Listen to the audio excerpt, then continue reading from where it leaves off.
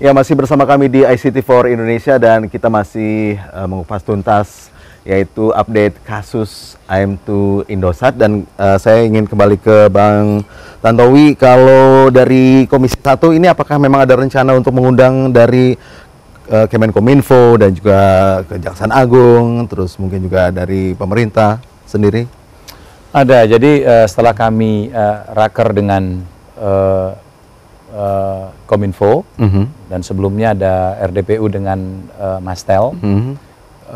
Tadinya minggu ini, tapi karena kesibukan dari orang-orang yang akan kita undang tersebut, maka insya Allah itu akan dijadwalkan minggu depan. Di mana kami akan mendapatkan penjelasan langsung dari Kejaksaan.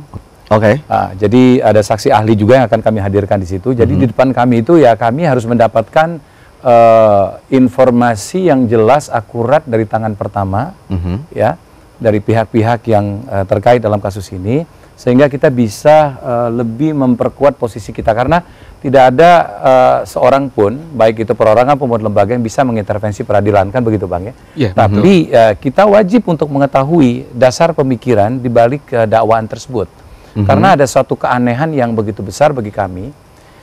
Bagaimana sampai kita pada satu kesimpulan Kejaksaan itu tidak mau mendengar penjelasan dari siapapun kecuali dari pelapor pertama. RDP ini akan dibuat terbuka, jadi siapapun itu bisa menyaksikan, termasuk bisa memberikan saran kepada kami. Jadi mulai dari sekarang apabila ada saran-saran terkait dengan RDP tersebut, ya monggo. Karena ini adalah forum yang menurut kami akan sangat besar dan sangat berguna, dengan harapan bahwa pihak-pihak terkait tersebut ikhlas untuk hadir ya. Karena kalau misalnya pihak Kejaksaan saja tidak mau hadir dengan alasan apapun, itu menjadi kurang bermakna. Maka kita hanya akan mendengarkan dari pihak-pihak yang selama ini sudah kita dengar penjelasannya. Justru yang sangat diharapkan itu, termasuk diharapkan oleh masyarakat, itu adalah penjelasan dari Kejaksaan. Ya. Bagaimana Kejaksaan itu hanya mau mendengar ya keterangan dari pelapor pertama, yang kita tahu rekodnya sendiri itu tidak bagus gitu.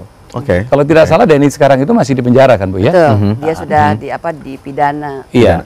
Jadi ini perlu kita mendapatkan kejelasan dalam forum resmi seperti dalam rapat dengar pendapat itu, bagaimana Kejaksaan hanya mau patuh mendengar pada penjelasan dari pelapor pertama dan tidak mengindahkan penjelasan-penjelasan termasuk dari regulator. Dari Ibu Dewi sendiri, dari Masel sendiri, apa yang sudah Masel lakukan sejauh ini? Ya, kita merasa bahwa kasus ini luar biasa dampaknya nanti pada kami. Kalau memang nanti diputuskan oleh pengadilan bahwa ini salah, itu luar biasa dampaknya. Karena itu yang sejenis seperti ini tuh banyak. Untuk ASP sendiri lebih dari 200 ASP.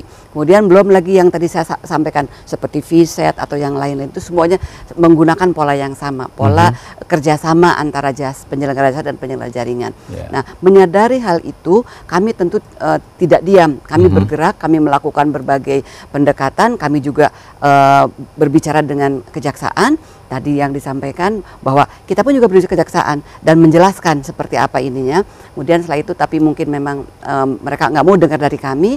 Kemudian juga kami juga membuat semacam pernyataan bersama 15 asosiasi, jadi tidak hanya Mastel tapi juga APJI, Awari, kemudian juga asosiasi penyelenggara satelit, Kadin juga. Semuanya kami kumpul 15 asosiasi, membuat pernyataan bersama mengatakan bahwa ini harus dicermati nih, bahwa sesuatu yang kami anggap dan kemudian juga betul menurut undang-undang regulasi yang mengatakan seperti itu, kemudian juga regulator juga mengatakan benar, tapi kok dinyatakan salah oleh institusi yang lain dalam hal ini Kejaksaan. Nah, kami sampaikan juga surat kepada Presiden untuk mengatakan bahwa ini ada dua institusi negara yang berbeda pendapat. Jadi harusnya, sudah ada tanggapan mungkin? Belum. Dari Presiden belum. Nah, saya sangat kami di masa sangat ingin sekali bahwa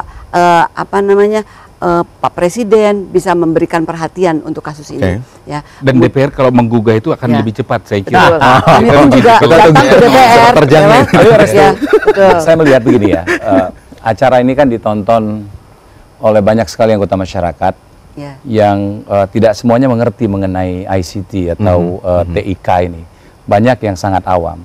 Saya rasa begini aja kita menjelaskannya. Ada istilah kiamat internet sebagaimana yang digaung-gaungkan oleh Mastel itu. Saya rasa itu sangat benar.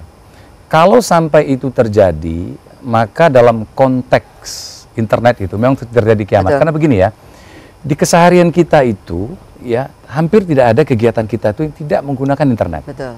Kita mengenal seiring dengan perkembangan zaman ada istilah cashless society.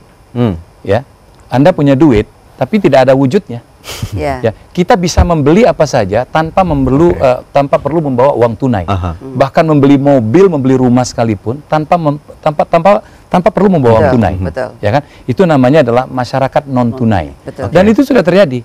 Anda ditransfer gajinya oleh kantor Anda. Anda cuma menerima laporan. Saya punya uang di bank. Kemudian saya ada ingin transaksi dengan pihak ketiga. Itu pun tidak perlu Anda membawa uangnya kan, cukup ditransfer. Kemudian ada istilah sekarang e-government. Jadi pemerintah dalam rangka efisiensi itu menggunakan apa yang disebut dengan electronic government. Semuanya dilakukan melalui sistem ya komunikasi, telekomunikasi yang semuanya berbasis internet. Betul.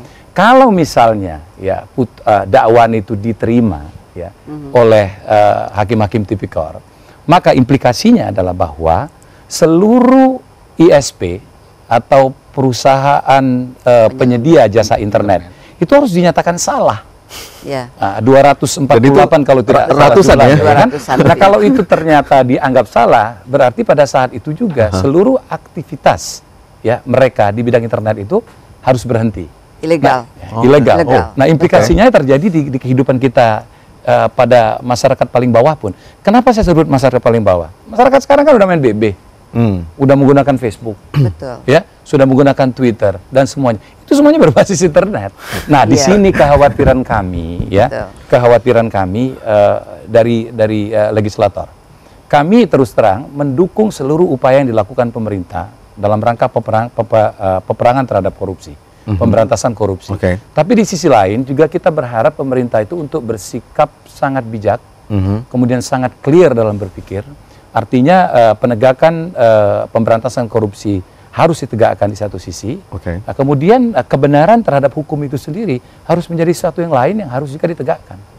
Sangat-sangat menarik sekali. Kita harus break lagi dan kita akan kembali di segmen terakhir ICT for Indonesia.